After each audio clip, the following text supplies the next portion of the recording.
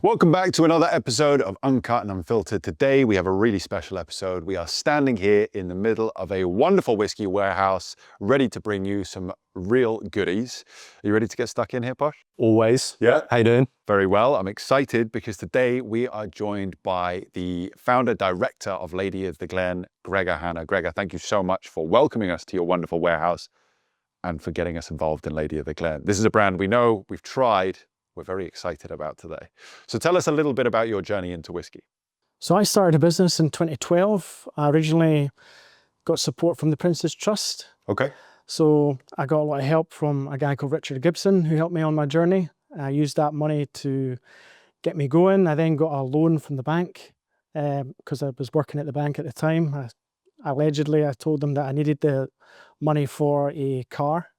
Okay. I used that to buy casks. That helped me pay for the sort of branding and everything and source 2 casks, which the first 2 casks were a 24-year-old Invergordon and a 14-year-old Ben Nevis. Okay. So that was in 2012. And then since then, the business has grown. We now do 4 outruns a year. There's 4 of us in the team. There's Paul McKendrick, who's been with us for at least 6 years or 5 years now. Gavin and Alex, who work in the bottling hall. And we set up this bonded warehouse about 5 years ago now. Fantastic. And did you ever end up getting a car, or are you still traveling around in casks? Yeah, I drive a Fiat 500, so it's not the most fancy car. The whiskey comes first. That's what we like to hear. Yeah. Fantastic. Okay. So you've been going for quite a while now, over a decade. It's pretty impressive. You've got a wonderful brand. Tell us a little bit about Lady of the Glen. What is it that made you set this up? So Lady of the Glen, the actual name comes from when I went at Stirling University. Okay. So it's named after the Green Lady ghost, which when I used to study there as an undergraduate, I would look for the Green Lady on the ramparts of the castle. Okay. So I wanted to name the business after something I really cared about. I mean, the first time leaving home, I made amazing, incredible friends at uni there. And that's what I wanted to name the business after. The whiskey industry itself, I'd applied for jobs into it, couldn't get anywhere. I'd worked in bars and things like that. I was actually working in sportsers in Stirling, and there was a guy there who worked offshore. He told me about single casks and independent bottling. And I thought, well, maybe that's something I could get into. Okay. And, you know, the barriers to independent bottling aren't particularly high because you can acquire casks, you can set up the brand, and you can speak to people. Especially at that time, people were really enthusiastic about single casks and cask strength and individually numbered bottles. So Lady of the Glen's a contemporary brand because I've got no family history really in independent bottling or in Scotch. So we used a company called Bespoke Atelier, who are a fabric design duo based in Glasgow. Okay. They went to Glasgow School of Art. They looked at contemporary artwork and the floral pattern and everything like that. So that's why we've got that sort of natural aspect, because cask strength, single cask, it's all a natural product. There's no additives, there's no colouring or anything added. So that was pretty intrinsic to the brand as well. Okay. So Lady of the Glen, always single cask, always cask strength, always natural colour, untouched, unadulterated. 100%. Okay, exciting stuff. I didn't actually know it was always single cask, so that's really interesting. And we've got some wonderful whiskies on the table here today. I don't want to jump in too quickly, but my mouth has already started watering. So tell us a little bit about the selection. What's made you choose these whiskies? Well, I've got 2 from our recent outrun. I've got 2 which I've pulled from our annex warehouse. Okay. And I've got 1 to give you an idea of what a future outrun is going to look like. Fantastic. So we get a little bit of everything. Yeah. Past, the present, the future. So that's it. So the first one I'm going to let you guys try is a 26-year-old Ben Nevis. Ooh, that's the right place to start. Yeah. So not bad for a Tuesday afternoon. Yeah, okay. When I do tastings, I tend to start with like the oldest stuff first. I'm sure you guys probably do the same. Keep your palate fresh, right? Yeah, that's it. I mean, if you're going to try any whiskey, you always want to try the really decent stuff first. There you go. You pass that along. I always find it fascinating and kind of terrible when you go to like a really, really fancy tasting and they're like, you go through all this stuff, even new make potentially have 6, 7 drams. And then at the end, they're like, here's our 30, 40 or older whiskey on your knackered palate. Yeah, totally. Can't taste half of it anymore. Yeah. Tastes like whiskey, great. Particularly for something like Ben Nevis, which has so much light intricacies that can be missed even by, you know, a well-trained palate that's fresh, you know? So exactly, I think definitely good to start off with this sort of thing. So this is 26-year-old bourbon hogshead?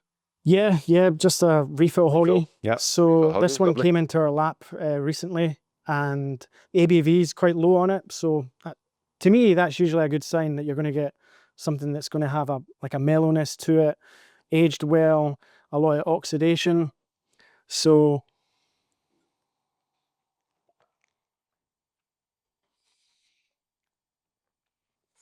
we haven't done a Ben Nevis for a number of years as well. Like with our outruns, we only release the same distillery once a year. Okay. And then we'll wait 12 months before we do another one. So it's been a long time since we've done a Ben Nevis. That's wonderful. It's got like a really nice buttery note to it on the forefront. Well, on the tasting notes, I thought it was kind of similar to a beignet, you know, like a New Orleans sort of sugary donut. Okay. So I sort of get like that buttery pastry Right, next to it, like a sugariness as well. Yeah. That is quite magnificent. You said natural cask strength has dropped quite low. Where are we at? Yeah, so it was about, what, 44? Okay. 43.2, sorry. But again, I was thinking it was a bit stronger than that. I thought it was Same. sort of 48, Yeah. 748 sort of thing. That's pretty much where I'd have pegged it as well. But I think it's, you know, that low natural cask strength you get always. We always talk about it. It's always so good, isn't it? Absolutely. The funny thing about it is the ABV is low, but the actual yield was 276. So quite high yield. So yeah, strange things happening in the cask. I like those casks though. There's, you know, you'll stumble across, well, I've stumbled across a couple of casks from time to time, either really low RLA, but the ABV has stayed high, or really low ABV, but the RLA has stayed high. And normally when there's that kind of outlier cask and all the rest are maturing at a steady rate, it's either going to be amazing or terrible. Yeah. But more often than not, it seems to be like some magic is happening. And okay, we've lost half of the liquid, but what's left is amazing, you know? Or we've lost a lot of strength, but ultimately who cares, because the flavor is what matters the most. And 44%, that has got a lot of body to it still, right? It's really thick. And as I said, I mean, it tastes, you know, 3-4% stronger at least. Yeah, for me, I'm getting quite a bit of like tart tatin. Okay. Like the pastry, kind of like the orchard fruit that you kind of get with some of these older Ben Nevises as well coming through. Yeah, really good. Enjoying it. Great. I know what you mean, yeah. It is quite orchardy. Yes. It also has a bit of like, bit of barley on the back end for me. Yep. Yeah, that's wonderful, that is. Yeah, it's a lovely mix of kind of like the more cereal kind of malty notes and the fruit and the pastry. Yes, yeah. That's a good place to start, Gregor. That's where There you we wanna go. go. This That's is a where you minute wanna lady of the Glen now. There we go. It's only downhill from here. Yeah, feel free to hold the bottle. Actually, yeah, so this is it. So this is the 26-year-old Ben Nevis. This is from the most recent outturn.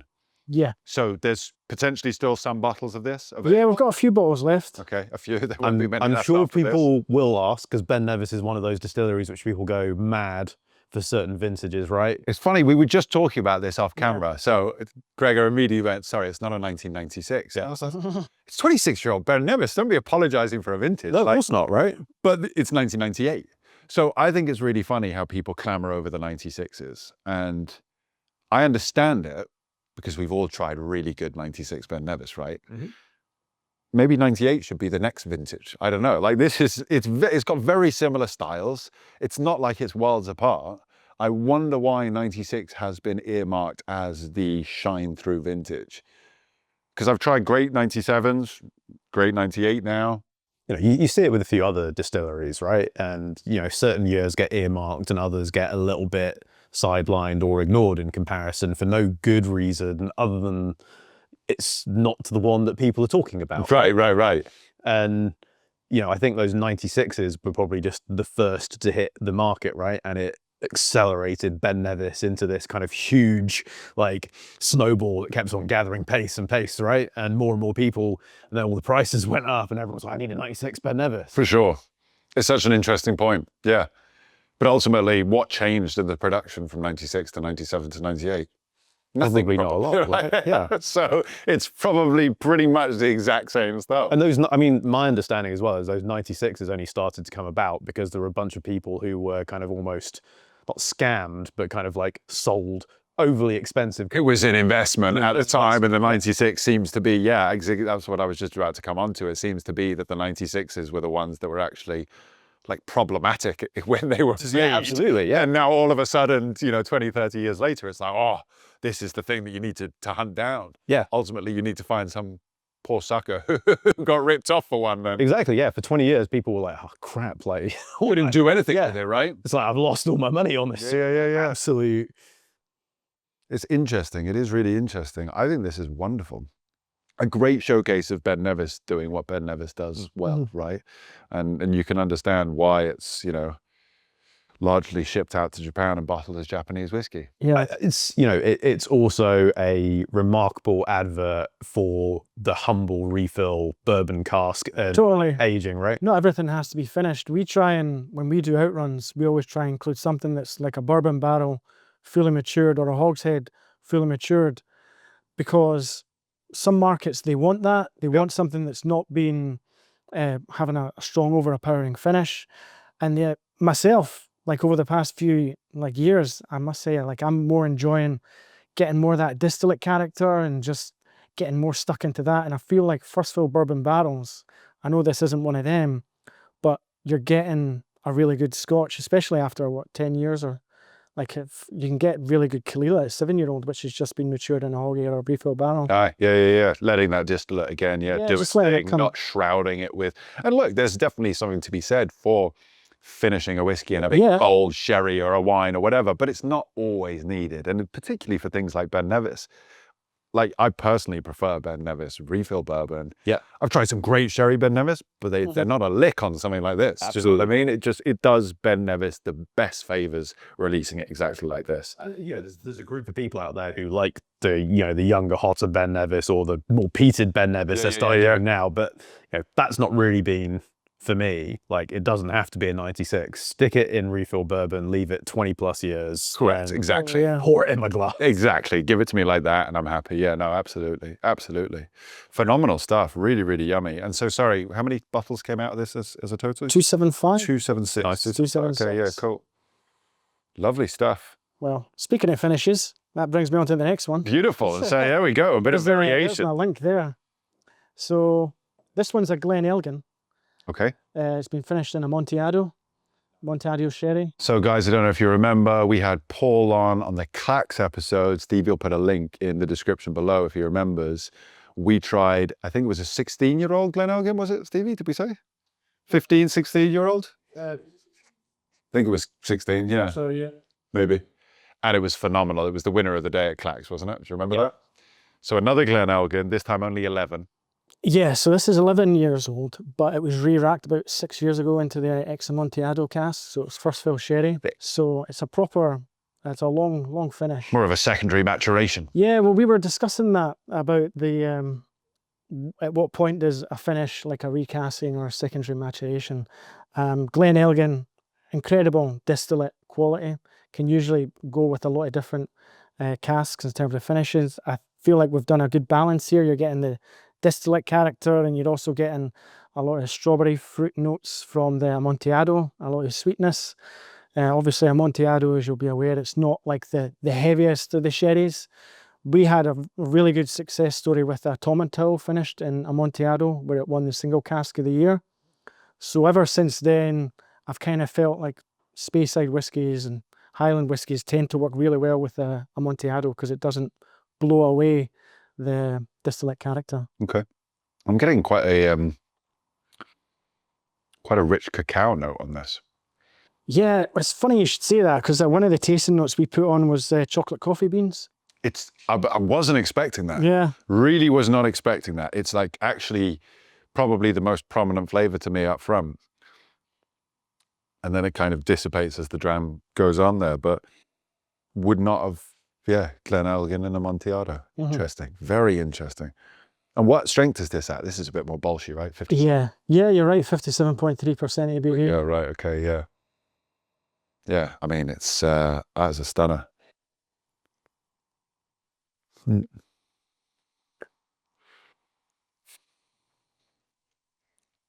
Yeah. Is it working for you? That's nice. It's bolshy though.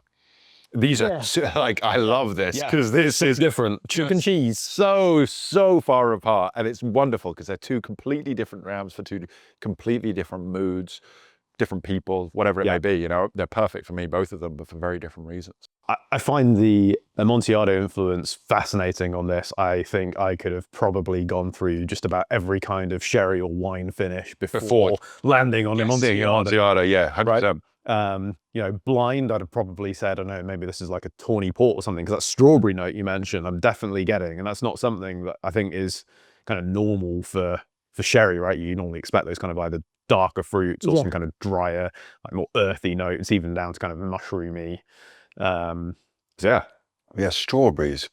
Yeah, I know what you mean. Like peppered strawberries. That's probably, I was going to say, I mean, not in a bad way. The depth of the spice that goes along with that sweetness and kind of enhances it all. Yeah.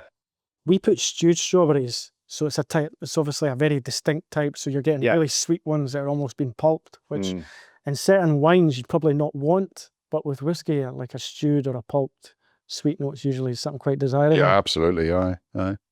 Yeah, there's a lot of sweetness, and I think the stewed note is absolutely spot on. That's more what I was about to say. That's where you were going? Okay, yeah, I wouldn't have picked that out myself personally, but interesting. I mean, I've never had one, but it's like what I imagine a kind of a boozy strawberry crumble. Yeah, like a Beaujolais wine or something like that, maybe. Something quite light and summery, I suppose, is the way I would look at it. It's very lively in the glass, though. It's not prickly on the nose, but it is prickly on the front of the palate. I don't know if you guys are getting it. Yeah, it's like you have a sup and you're definitely having a whiskey now. It's 44 to 57, right? I think this could definitely take some water, right? Yeah. I've got water here. I don't think if you want. That's the beauty of it, though. I think it could take water. I don't think it needs the water. I quite like sometimes you have a whiskey and the prickliness is like, oh, actually, that's a bit much, you know? It's overpowering. That's not what I'm getting here. It's just, it's lively in the glass. I get it, and I think you're right. What I'm going to be interested to taste in a second is like the influence of water, because when I say I think it can take some water, it'd be interested to see how that changes. Opens it. Yeah. Definitely. So tell us about this one. So yeah, I would personally say this is a double maturation, or I don't know how you'd say it. Yeah, finishing. I don't know. I don't think it does it justice to what you've done, right? To me, I think so many people hear finishing and they think 6 months, 8 months, the year maybe, you know. This is craftsmanship, you know, at a different level. Not just take away, I've done some great 6-month finishes and it works sometimes. Yeah, it can, yeah. Quite often though, I find shorter finishes, you get that separation between whatever the finish is and the distillate character. This is a whole experience. Yeah. So tell us a little bit about the thought process behind this. So again, this would have been re-racked a number of years ago, and this was when first I was probably getting decent access to casks. So at that time, I was able to get casks at a much lower price, and part of the way to enhance the quality of the spirit was to re-rack. And at that time as well, I was engaging a lot more with bodegas in Portugal and France. Cool. So it felt like it was a natural step was to marry those two together.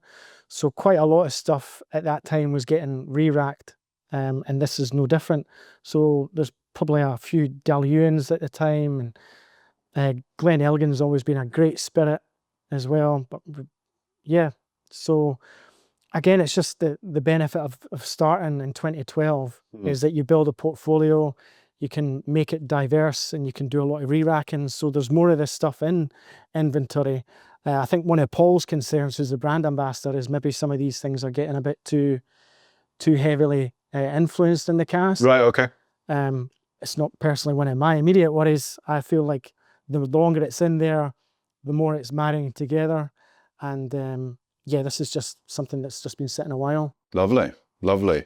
And you're absolutely right. For me, we're discussing again off camera, you know, Glen Elgin, such a phenomenal workhorse distillery under the Diageo umbrella. And I think it's that worm tub characteristic that really does allow it to shine through no matter what sort of cask you put it into. But again, I do think that what you've done here by leaving it that time to just sit and marry and mellow, and, you know, it does it a world of favors in my mind. Adds thanks to the so world much. of flavors. Just because, again, Glen Elgin, I think it does need that time to mellow and to sort of get the influence of whatever you're finishing it. Glen Elgin's one of those ones where I think a year finish or whatever, it's not enough. It needs that time. You know, we've got Glen Elgin in a few different wine casks, sherry casks, and just patience is key, I think. I agree with you, and I wonder how much, as you were kind of alluding to, is the worm tubs that kind of is like, cause it's quite a surprisingly almost kind of bold, quite waxy spirit, and it is fruity, and I wonder again how much influence that's had, like when combined with the Amontillado. I agree. I think, you know, it needs that kind of secondary maturation if you're not going to just leave it in bourbon and kind of see what happens. Yeah, no, definitely. Water, I think, actually really interesting with this. It's kind of taken that strawberry note and turned it more a little bit towards kind of blueberry. All right, okay. Okay, I like blueberries. I'm gonna go searching for blueberries now. I'll get more glasses from over there, so I might get in your headshots. So this is the Glen Elgin, guys, for you all at home. Sorry, I know we can't see. It's 11-year-old. Stonking colour on that. I know, isn't it stunning? I have to say, Gregor, your bottles are beautiful. Thanks very much. In order to showcase the different colours of whiskies, you know, and Yeah. knowing your brand, you know, people who love and want single cask, cask strength, untouched. I mean, what a stunning colour! It really is. Well, that's part of the. I mean, I was always inspired by Delphi. You know, they're always front and center. They've got a small label at the bottom, so it's all about the liquid.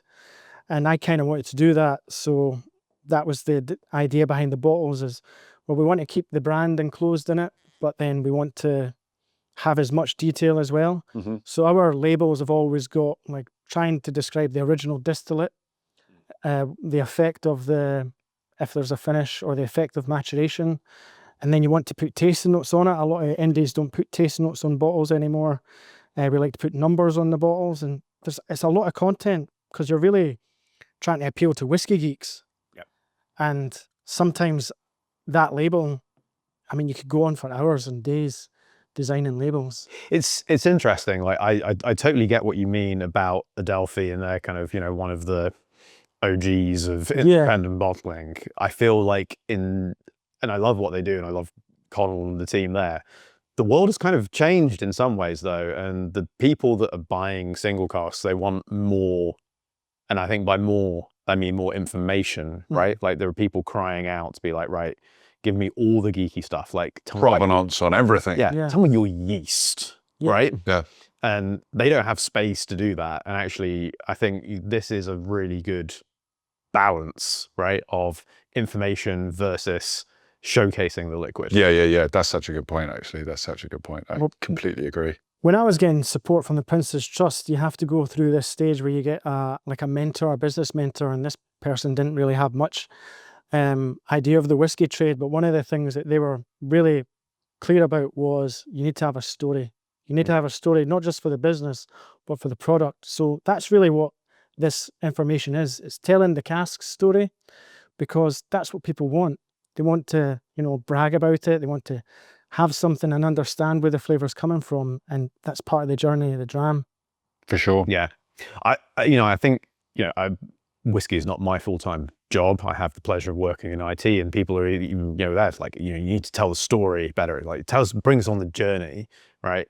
And with whiskey, it's like amped up 10 times that, right? In some ways, it's more about the story than it is the liquid, right? Like, and it's how do you convey that? You know, going back quickly to that Amontillado thing, like, you know, there would be so many people who would love to like understand the journey that Cask's been on, and like what happened in that 6 years, and the flavor journey that's happened, right? Like, you know, I tasted this after 6 months, after 12 months, after 2 years, for like, this is how it's evolved over time, and like, this is why we decided to, you know, 6 years was the right time to bottle it, etc. Absolutely. One of the things I fancied doing, and you know, you're in the warehouse a lot, so you always have like random ideas, was, you know how at Christmas time you'd have like loads of bars, and even in people's homes, they'd have Netflix and they'd have the most popular show is that show with the fire. Right. I always fancied just like a live feed of a cask maturing and just like sitting there, and it's not really doing anything. But that was my idea, was to put a live cask feed. But the problem with that is you need a electronic line. Right. Yeah. So I was holding that back. Yeah, for sure. So the next dram I poured you is a blend. Okay. So not under Lady of the Glen. No, so this is St. Bridget's Kirk. This is our blend brand. Now we've got 3 variants of St. Bridget's Kirk. So we've got a red label, a blue label, and a tawny coloured label. So the red label is what you're trying. What it is, it's just like a standard blend. So it's got components of malt and grain. And this is a 29-year-old blend. Wow. So the blue label is blended malts, and the tawny label is from our Solero system, which is I showed you earlier in the warehouse. So the blend itself is it's pretty straightforward. This one, it's 3 components which were in a butt. I can tell you the components if you want. Yeah. Why not? So the components are, you've got Macallan, Tobermory, and Port Dundas. That's a nice blend. So it's not a bad blend. So this arrived in a butt, so it'd been maturing or harmonizing in that for a long time. Yeah. So well-aged blend that, that you're trying right now. That's really interesting, because that's definitely not the classic kind of Edrington mix that you see in terms of these kind of like butts that show up from time to time that get bottled, you know, sometimes not even as blended Scotch. So I've seen a couple of them where they've had to bottle it as blended whiskey. There was so little information on the cask, even though they know exactly what was in it. Yeah, we can't put the details on it, but I feel like I can at least speak to you and tell you. Yeah. Sorry, I'm not even on this one yet. I've gone back. This Ben Nevis. Oh, sorry. Did you say Tartar Town for the Ben Nevis? Because I was like, all right, mate. I'm not getting it, but good note. I've just gone back to it, and it's like a pear tart with like really wonderful molasses drizzled up. I mean, fucking hell, this is opening up wonderful. I went back to it. It's great. It's really good, man. It's like, it's layered up heavily just since we've had this one. And I actually added probably a little bit too much water from what I would normally add into the Glen Elgin. I'm not getting the blueberries. Cranachan. It's gone down this creamy Cranachan note, but loads of dark chocolate shavings on top. And it's really good. And I think I did add a bit too much water, but it just goes to show you can bring that right the way down. And guys, for everyone at home, you do whiskey sort of tastings and everything, and we'll try stuff the way we like it. It's important you drink it however you want it. But people who sort of judge whiskeys for competitions will water it right the way down to bring up all of those off notes. And so whenever I add too much water to a dram and it tastes this good, to me, it showcases that ability of that dram. You can stretch it out as far as you want, and it still holds the gumption of the whiskey. Yep. Very, very rare. So kudos, honestly, great. Like that's really, really, both of them phenomenal. So sorry, I'll move on to this one. Blend, yeah. The blend, yeah. So what's I'll chat with you all. What's the ABV on the blend? So the blend is actually natural strength. So it's 44.1. Okay. So And sorry, how old is this then? 29. it's 29.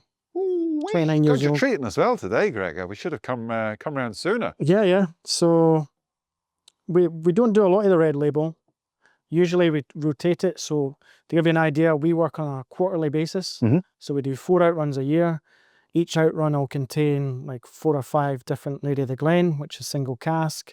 And we'll also include a St. Bridget's Kirk, and it'll be one of the varieties, like I mentioned, the red label, the blue, or the tawny. And sorry, I may have missed it going nuts over the other whiskies that you've poured us. The red, the blue, or the tawny label, the tawny one is kind of self-explanatory perhaps. What's the difference? So the red label is blend. So that's got your malt and your grain components. Right, okay. The blue label is just blended malt. Grand, understood. And the tawny is the Solero system. Okay, so this is Macallan, Tobermory, and Port Dundas. great, lovely stuff. So the youngest component from that is 29. So there's probably a little, there could potentially be older. I wouldn't like to say. What I love about these older blends where people have just kind of like, you've got a button and I don't know whether it was blended at birth, Mhm. but you know, it's been marrying the Yeah, that's what years, we want. right? It's very quaffable. The Yeah. marriage in the cask. I mean, when we do a different brand, when we marry sister casks, we'll tend to marry it in a butt. And when I did my masters, that was one of my masters project was finding the difference in marrying, which was in stainless steel, plastic, and oak. It's better to marry in oak because you get more the sugars. attraction. Yeah. Whereas you're getting more esters and things drift off if you're in plastic or steel. Right. Makes sense. This is super drinkable. Quaffable. Dangerously so. Yeah. Low ABV really lends itself to that quaffable. And is that why, I was going to say, again, age is just a number. Most people would see 29 and go, why didn't you wait till 30? When it tastes this good, I'm not going to ask that question. Is it a case of kind of, you wanted this to just, it was great and you wanted to get it out there? Was you worried about the ABV or? Yeah, I mean, I'm always nervous when the ABV is that low on a higher aged spirit. Yeah. It's probably just prudence. It probably could go another year, but How much better is it going to get though? yeah, well, that's the thing. Is it going to peak? Has it peaked? So anything that's at like 45 or under that, I tend to bottle. That's bloody good. Yeah. It's really bloody good.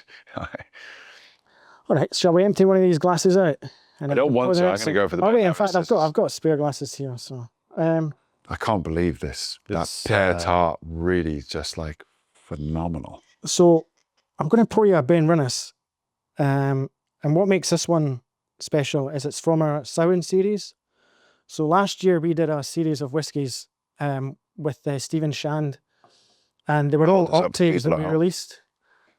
Nice bit of artwork there, guys. So Stephen did the artwork, he did the story. So the whole point, it was like a Halloween themed series of releases. So we did 6 octaves, and Stephen picked a story from where that distillery is, and then we just bottled the octave. We collaborated on the tasting notes and everything like that. But the reason I'm showing this to you is because last year we did it with octaves in quarter 3. This year we're going to do it with the full range of quarter 3. So we've got some exciting casks and new stories for that. You'll have to excuse me. Each ishka. Yeah. So they each water. Yeah. So it's like a water horse. Right. Okay. So yeah. We're going through their stories at the moment, and there's quite a few interesting ones for all the different parts of Scotland where we're sourcing casks or distilleries from. Cool.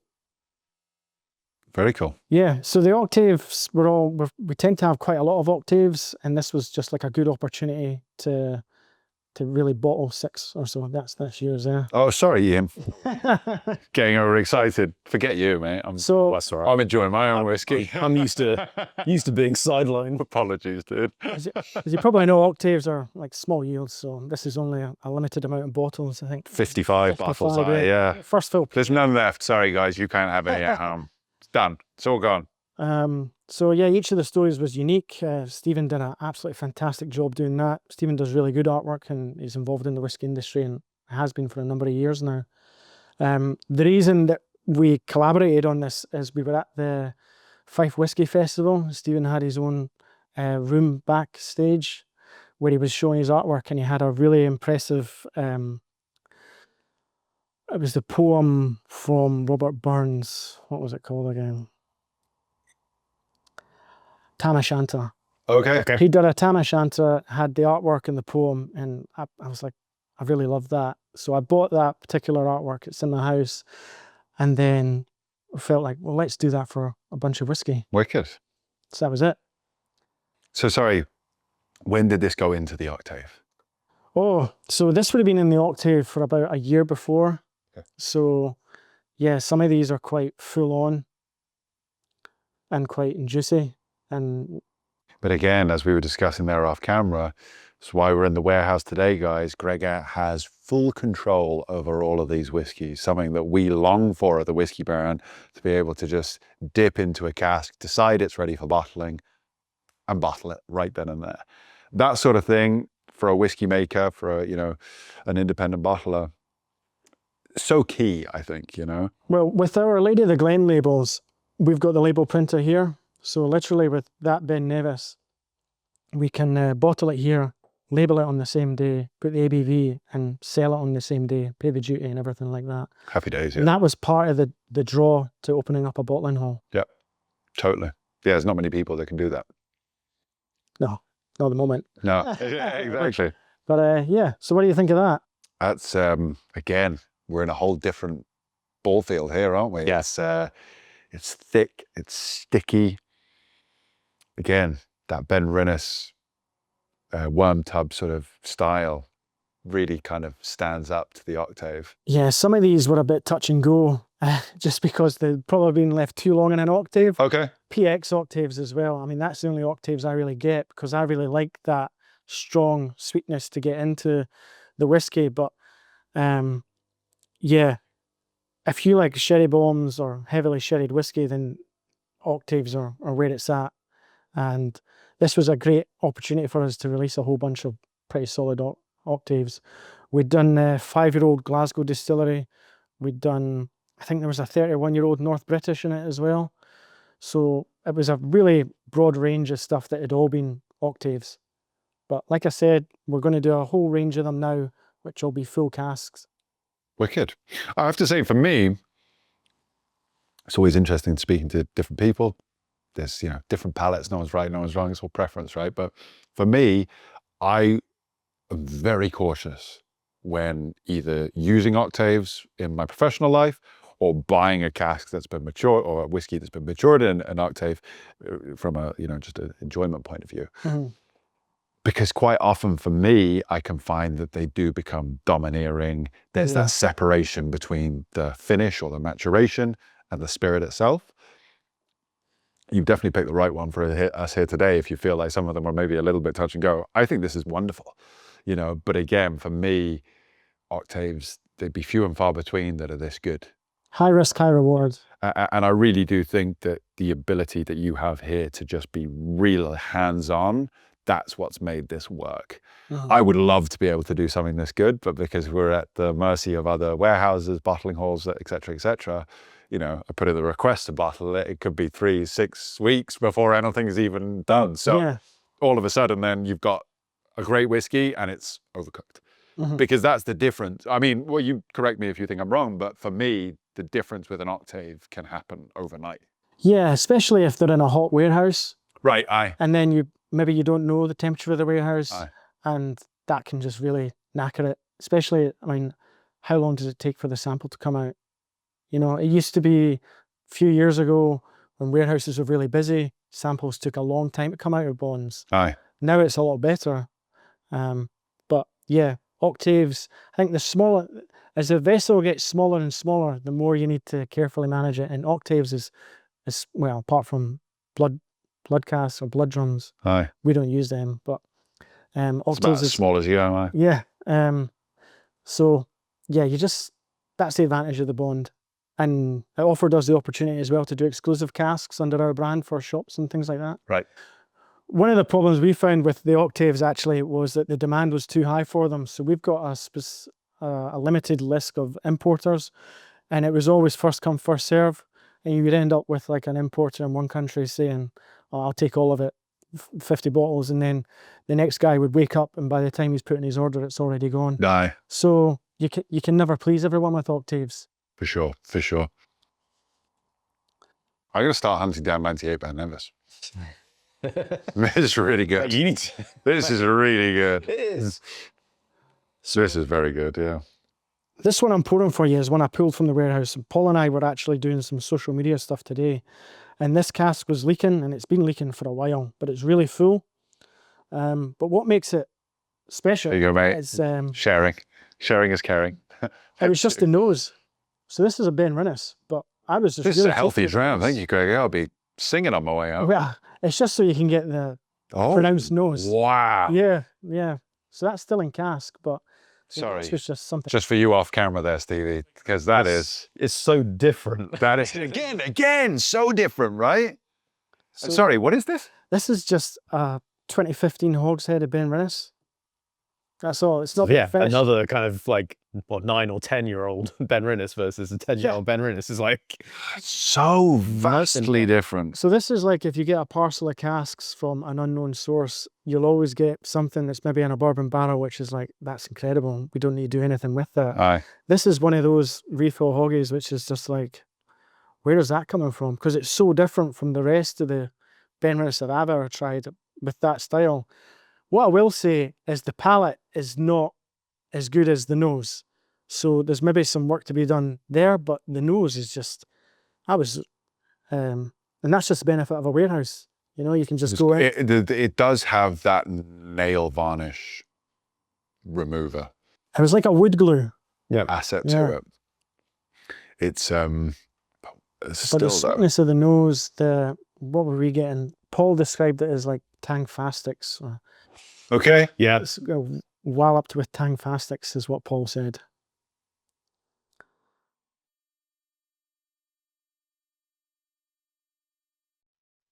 I mean, there's definitely a kind of sweet shop vibe going on. Yeah. Icing sugar for sure. Yeah, icing sugar. Icing sugar, definitely. This is why I love independent bottlers though, because Diageo would never represent Ben Rinnes into such vastly different styles. You'd never come across this. Mhm. And if you put this in front of anyone, even though myself, you didn't tell me that these, Yeah. where are these from? I don't know, 2 different places. Yeah. Like, do you know what I mean? Like 2 completely different distilleries. You tell me where they're from. I think that's magical. And that to me is what makes an independent bottler so much more interesting, because it's that complete range, that variety of flavor, you know? Well, as you mentioned before, like with the Glen Elgin, we've obviously put a lot of effort into maturing that and re-racking it and then picking when we were going to bottle that in the Amontillado. But with this Ben Rinnes, we've not really done anything. Like, how much can you actually You've been patient. claim? Yeah. You've been patient. That's it. You're just waiting for the right time to bottle it. And yeah. And you know what? Sometimes that is the hardest job of an independent, to just sit in your hands and don't fuck up a good thing. Don't Do you touch know what it, I mean? yeah. Like, exactly. So here's something that we have touched, and this is this is the last one that I'll give you today, so in case you guys stumbling out. But this is another one from the warehouse. So it's a distillery that I don't think gets a lot of attention, but it's another Diageo one, which I'm sure you guys will. I mean, they own most of the industry, right? So the majority of our casks in portfolio are Diageo. So this is a Strathmill. Cool. Yeah. Okay. So we don't have a lot of it, but this is a 2014, and this was in a second fill Banyos cask. So again, the reason I'm saying second fill is that originally this cask for Banyos had a Glen Spey in it. We bottled the Glen Spey in 2023 and we just reused the cask. I tend to think that with refill casks, you actually get a better product, you know, the second time, especially with Tawny Port, because you're taking a lot of the intense sort of previous liquid out of it. Yeah. All the tannins have mellowed a little. Yeah, totally. You do have to wait longer, which is not always a bad thing. So this will be 2 years in ex-Banyos. So I think you're getting the right sort of influence from Banyos, and it's not totally destroyed the distillate. But I'm interested in what your And so, picks. sorry, with these 2 last ones you've just given us, the Ben Rinnes and now this, you said they're drawn from the casks. Yeah. Thank you for drawing them from the casks for us. First of all, what's the timeline here? Is this kind of, it's on the way, this is the next release, or is this just something to look forward to way down the line? Well, Or does it depend on how much I love it right now? And then, I mean, it'd be good to get your opinion. Like I said, we've got a rule where we don't release the same distillate within 12 months. Right, We've yeah. already released the Ben Rinnes okay. in Q1, so we can't do that again until at least Q1 Next year. All right. We've not done our Strathmill yet, but again, it's a 2014, so it's only 11 years old, and we don't want to have like loads of 10-year-olds or loads of 12 or 11s. You like to have like a broad range of ages, and to be honest, there's always a lot of really good 10 and 11-year-olds to put forward into our runs, just because the nature of when I started buying bigger parcels was about well, 6 years ago. So stuff's just, you get more access. For sure. I like it. I think it's sharp on the back end. Mm-hmm. I think personally, I hope I'm not going to spoil your afternoon. I personally think just leave that for another 5 years and just let it like mellow slow, because it's lovely. But like you said, I think that's, I think that can just sit and just chill. The German market really likes Banyuls. Yeah. Yeah. I can totally see, like, actually, you say German. The German market would probably go nuts over this. It's just a little bit edgy for me. Mm-hmm. And I think that, how old did you say this is? So this is 2014. So 11. This will be about 11. Yeah, I think it's like a 16, 17-year-old. Yeah. Yeah. It's really nice, though. It's cool. I've not really done a lot of Banyuls finishes, so it's always good to try it with different spirits to see how they work. Yeah. But the Glen Spey one was popular at the time. But yeah. The nose is where it's lost for me. Mm-hmm. The nose is kind of it's quite clean, ethanolic. I wouldn't say it really stands out as like a finished cat. Please jump in here. Tell me I'm wrong. I'd love to be wrong on this. For me, it's quite a... I agree with you on the back palate. I think there's a little bit of sharpness to it, and I think you're right. That's where the edges needs, it needs a little bit of rounding out. The beginning of the palate is wonderful. The end of the palate just needs mellowing and rounding off. But the nose is where it's lost for me. Because if the nose was a bit more... It's kind of the opposite of the other one, isn't it? In ways. Off the other sweetness of the... Yeah, because you've got a huge nose. Yeah. But then on the palate, it's not really, for me anyway. Yeah, no, fair enough. Yeah. I can see why you would say that. The Strathmill, for you guys, it's not got the prominence in the nose that you would sort of want with a... I would just want that style. Yeah, I would want a little bit more of a showcase of that finishing. Mm-hmm. Yeah, I don't think there's anything wrong with it, but it's a little bit closed at the minute, right? It's just... maybe that's the better way of saying it. Fair enough. Yeah, absolutely. There's nothing wrong with it at all. Absolutely. It's a very nice dram, but don't ask me a question unless you want an honest answer, Gregor. Do you know what I mean? I did say we were going I still would personally leave it, but I think it's a nice jam. I did say it was going to be downhill from Ben Nevis. No, it certainly has not been. But this is the wonderful thing. It's been diverse, is what That's it. Yeah, you want a broad range. Yeah. Yeah, and I love it for that. And I have to say, I've tried a bunch of your whiskies in the past. I've hunted down a few of your Port Charlottes and Lockendales and stuff that I love and stuff it always slaps. It really does. It always goes down a treat. But this is really, really interesting, trying such a vast range. And for everyone at home, we didn't pick any of these whiskies. Gregor selected what he wanted to give us. You said no peat today. I'm not disappointed at no peat. Sometimes I'm really hunting out some absolute peat monster, but you've given us such a vast array of drams here. I'm not even thinking about peat. This is interesting. Try with a bit of water. This has made it kind of like it's come alive a bit. Different, like not in the way that perhaps the Glen Elgin kind of changed, right? Oh, sorry, this is the cask sample, isn't it? Yeah. Yeah. So the labels are terrible. Yeah. I'll just show people the color of it then at home. I mean. Yeah, I don't know what the ABV is. It's cask strength, so it'll probably be the high 50s. Right. For me, the tannin with water, the tannin is kind of like transferred. It's not on the back palate anymore. It comes through kind of in almost the second part of the finish. Now, everything else goes, and then it just kind of the black pepper sticks on the tongue afterwards. That does change a lot, actually. Yeah, but it's interesting. It becomes more winey and grapey on the front palate. Yes. Yeah, definitely.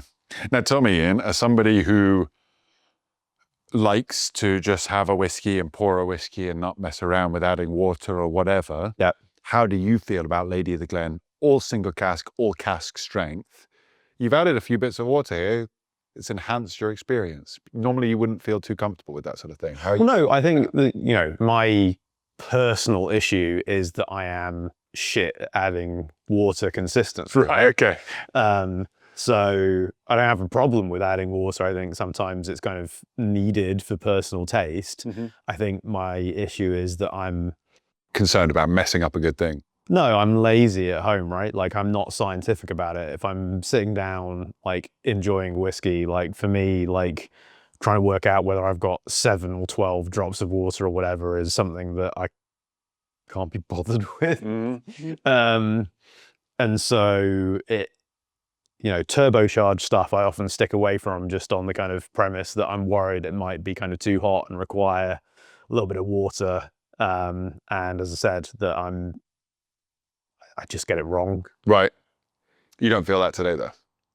Well, because these have been I mean, these are, you know, with the cask samples, right? Like that is a one-time thing, right? Like, you know, I will taste this and I will never taste the same whiskey again because it will be a different whiskey by the time it's bottled, right? Absolutely. So I don't have probably the same hesitance when it comes to something I'm trying in like a tasting or on the podcast, because if I fuck it up, I fucked up once and that's it. Right, okay. You haven't bought a whole bottle of it. Yeah, fair enough. Okay. And it's not in the context of I'm sitting down at home enjoying myself. We're here to kind of sit and chat. And analyze and yeah. Okay, interesting. Yeah, I like the ability to add water, but then again, I kind of come at whiskey from the kind of, probably a similar aspect to you, kind of the mad scientist, like this literally is your lab, which is fucking awesome. I love it. And thank you again so much for welcoming us in here. But I like that ability to toy around. But I do know a lot of people like Ian who would kind of, I'm just going to drink it as it's given to me. And so if I like it, great. And if I don't like it, it's a bad whiskey. But actually, again, really does stretch that out wonderfully, you know. I suppose with Lady of the Glen, the trick is, well, the difficulty is we're cask strength. So sometimes you want to bottle stuff and you feel like maybe it would benefit from water, but we just couldn't do it. It wouldn't really be something we'd be allowed to do. With some Bridget's Kirk and things like that, you can play about with the strength and you can make it more a product which you're expecting people to drink right away. Aye.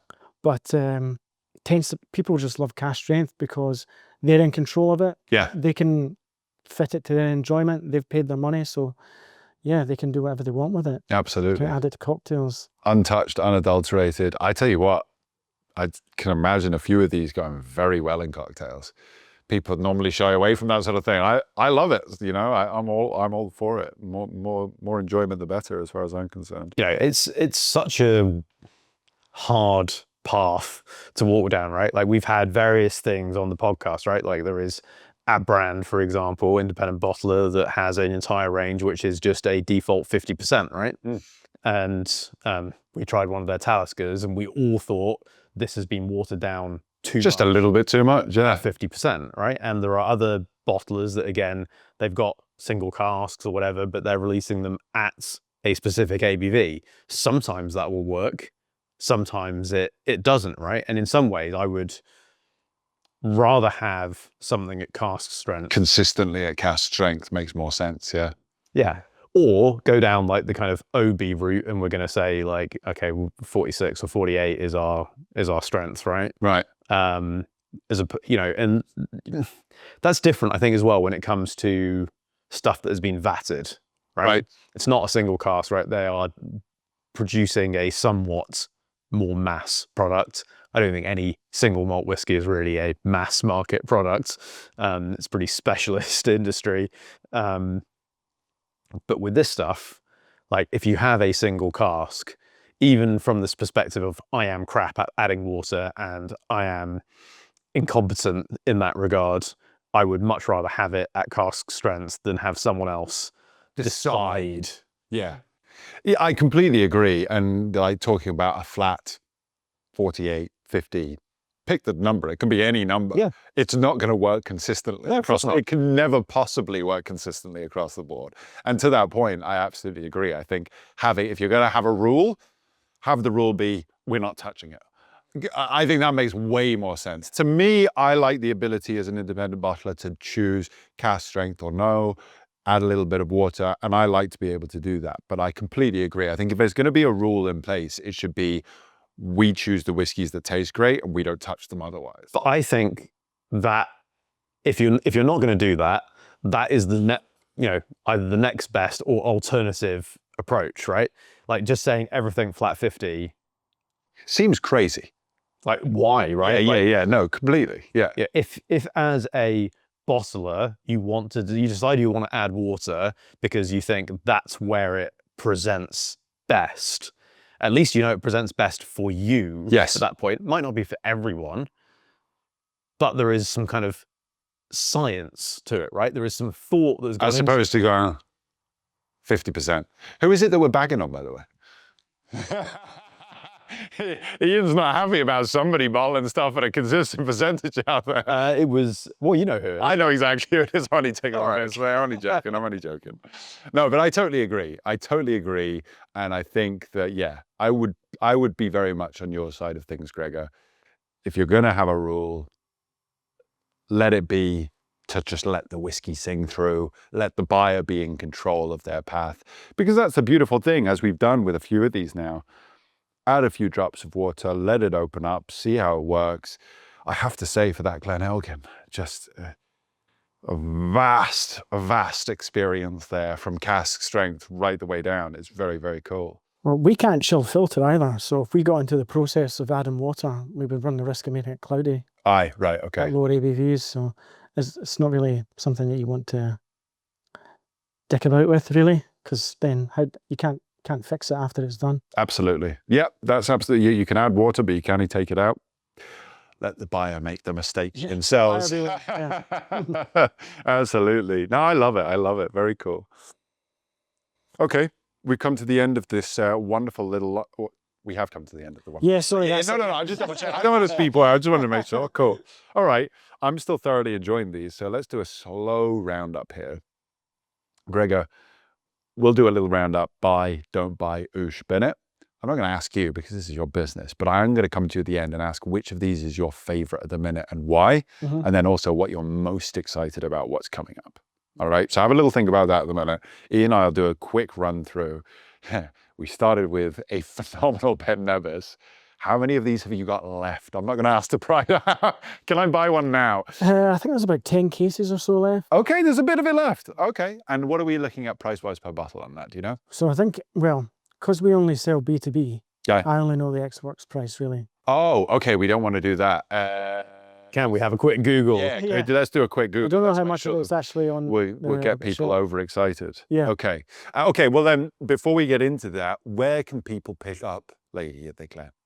So there's a variety of independent shops in the UK. Okay. So we should be receiving stock if they've not already got it. We also import to Germany.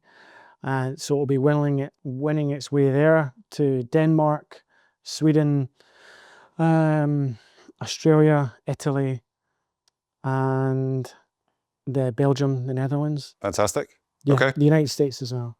Bloody hell, you stretch around. Where in the US have you managed to get into?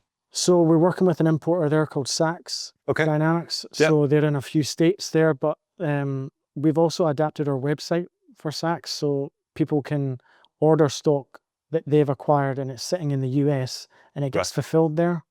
Okay. So usually it's stuff that's from previous outruns. Okay. All right. Okay. Yeah. Fair enough. But this stock at the moment, yeah. £280. £280 for a 26-year-old Ben Nevis. Let's start there. Ian? Fantastic. Really, really liked it. Just works so well, so quaffable, perfect drinking strength. 280, obviously it's not going to be for everyone. It's a really strong buy. A really strong buy. I'm bordering on an oosh. Yeah, I'm in the same place. It's a super strong buy. I think if I was able to sit with it for another half an hour, it would get the oosh. Because again, like I say, it's just that it really does open up wonderfully. Have you still got a bit left? Yeah, I've killed mine off. I enjoyed it too much. So I'm leaving now. See you later. No, it was really, really phenomenal. I think that is a very fair price. Provides really, really good value. I think if you buy this bottle, you're going to be impressed. Super, super strong buy on the Ben Nevis. Get one now whilst they last. Absolutely. We moved from the Ben Nevis over to the Glen Elgin, didn't we? Yes. Yeah. And the Glen Elgin 11 is how much? Again, I'm Ian, we got it? Getting that. It's about 78. Yeah. £78, there or thereabouts. Cool.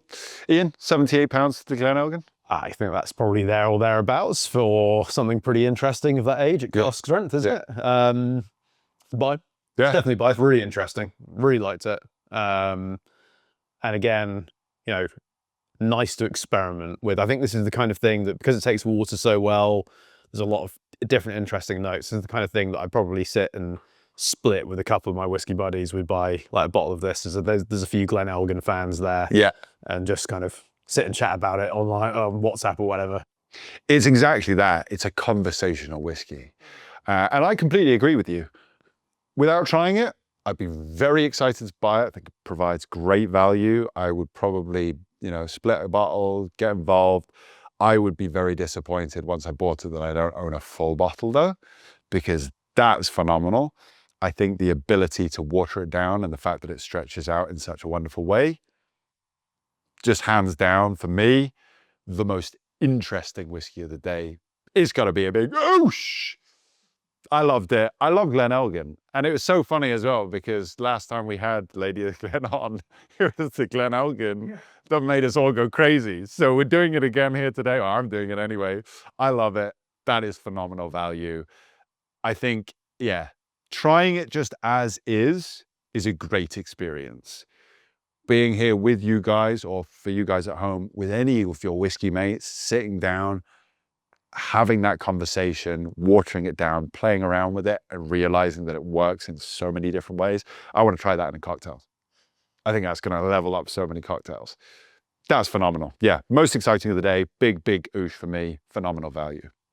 We moved from the Ben Nevis to the Glen Elgin to then the St. Bridget's. St. Bridget's. Fantastic. Which is, how much are we looking at there? Roughly the same again, £88. Yeah. £88? Yeah. Cool. £88 for the blend. 29-year-old blended whiskey that's got 29-year-old Macallan in it for £88. I know, right?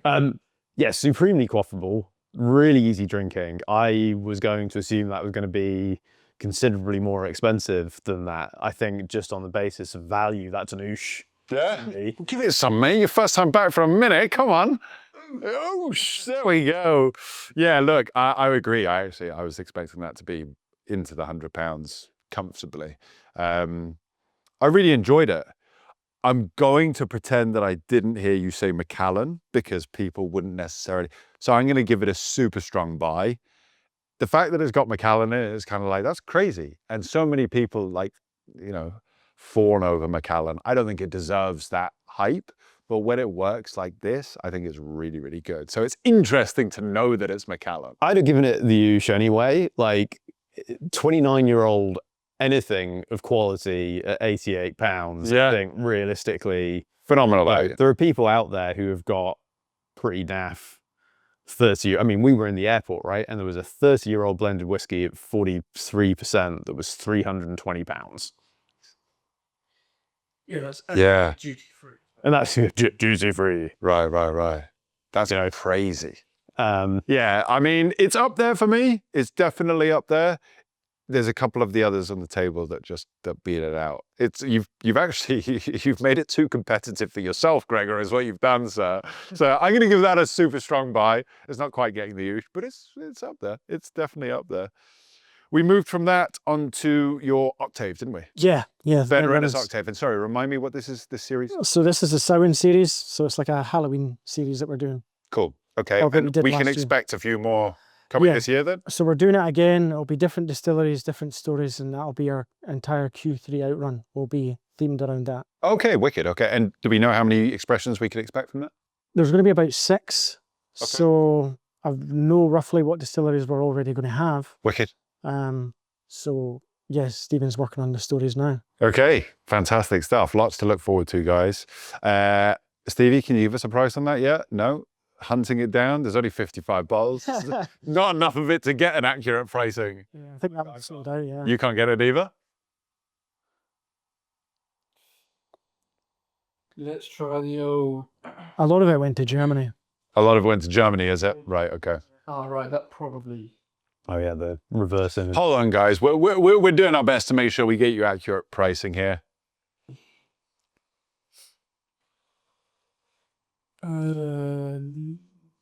Here we go. Oh, good on Google. I'm pretty sure this is the Ben. That's the Ben Nevis, right? 2014, yes, 10-year-old first row Pedro Jimenez, yeah? Yeah. Yep.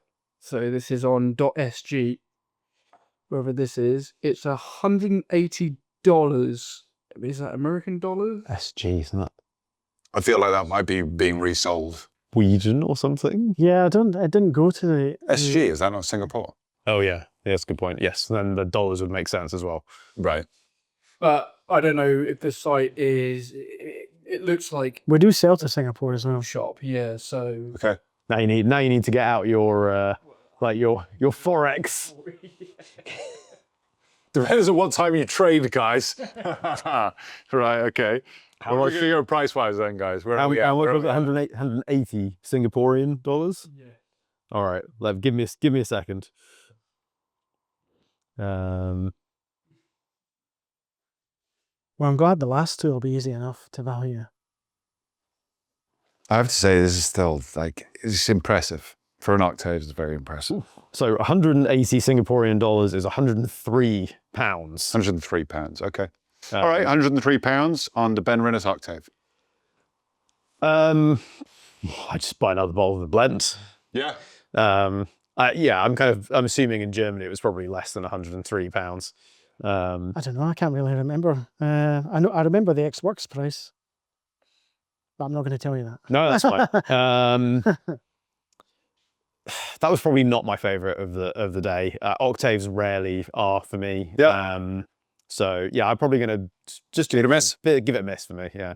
At 103 pounds, I would give it a miss. I don't think that's a fair representation because No. you're right. It probably sold for a lot less in Germany. Moving all the way out to Singapore, we're paying for air freight and all sorts of bits and pieces there. Taxes and Yeah, so I don't think it's a fair representation, but given that 103 pounds is all that we've got going on, and the fact that, I don't want Gregor to think that we're bigging him up too much, I'm going to give it a close don't buy.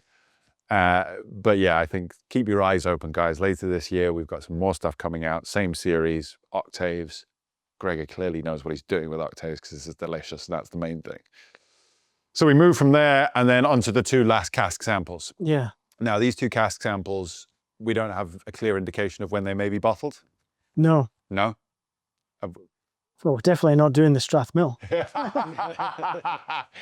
Don't be saying that now, Gregor. It's just one man's opinion. No, I mean, to be honest, like what I'd mentioned before, we've already done a Ben Nevis The this Ben year. Nevis was So- likely to come out next year. Is next year's Ben well- Nevis, or? I would like the palate to be a bit better. Okay. So we'll see. The Strathmill, I think, although I agree with you with regards in needing more time, there's not a lot of Strathmill that we've done, so we could potentially release that at any point in the next two outruns. Cool. But realistically, we'll probably just let it mature. That's the beauty of it. Again, I love where we're at, and you've shown us around your warehouses here. It's so rare for an independent bottler to be able to be as hands-on, to be able to, that needs just more time. It could be 3 months, it could be 3 years, it could be 3 decades. The wonderful thing about speaking with you, Gregor, is I can tell that it's not a rush to just bottle stuff and get it out there. You haven't been clamoring to take advantage of the market. Your brand is consistently hitting the shelves in a big way. Like I say, the stuff that I have tried and that I've chased down from you previously has always been phenomenal. And trying this here today, it's just reinforced that with your brand. So a lot of confidence moving forward. I mean, with this sort of stuff, what sort of price? I suppose a good question maybe for people coming forward.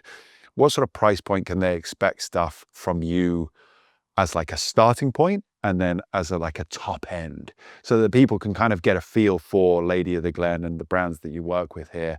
Where should they be looking at as a starting point? And then what's like a more, like this beautiful Ben Nevis, slightly more up there. What's the starting point for you that you try and hit? I think we usually start about £70 for something that's maybe 10 or 12 years old. Yeah. And then stuff like the Ben Nevis is probably your up and ups, and your Brook Laddies, it's about 300 odd. Aye. I mean, the most expensive bottle I ever did was a Macallan Octave. Okay. And that was like £1,000 a bottle. Wow. But that was years ago. Yeah. And to be blunt, I think those days are gone.